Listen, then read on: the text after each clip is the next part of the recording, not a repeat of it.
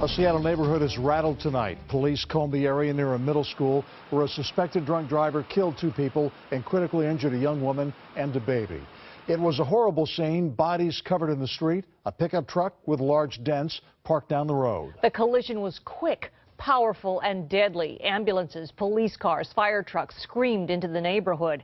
It happened late this afternoon near Eckstein Middle School on Seattle's north side, and we have several crews following tonight's top story. We begin with Chris Daniels near the crash scene. Chris? Lori, police have been processing the scene here all night and now believe they have the man responsible for the drug or alcohol-fueled wreck.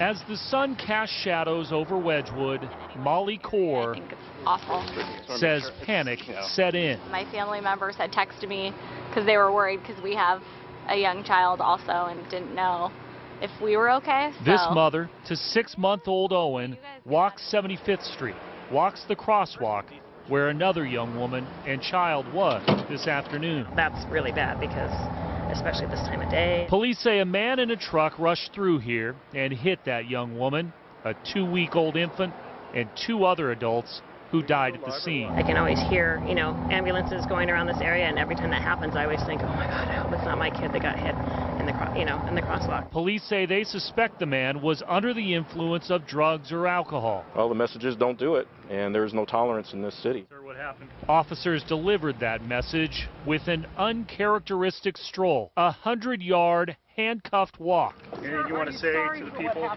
In front of waiting cameras. Do you have anything to say to the families of the people who were hit? The man was slumped, silent.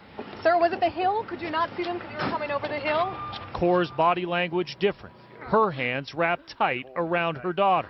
Definitely a little bit closer. Reminded now about how a choice changed 4 neighbors' lives in an instant.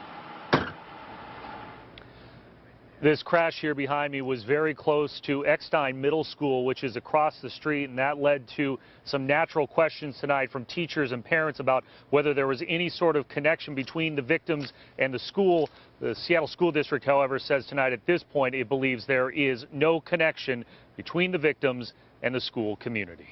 Live tonight in Seattle's Wedgwood neighborhood, Chris Daniels, King 5 News. Thank you, Chris. Paramedics rushed the 2 survivors to Harborview Medical Center with life-threatening injuries, one of them an infant. King 5's Natalie Swaby is live with an update on their condition. Natalie.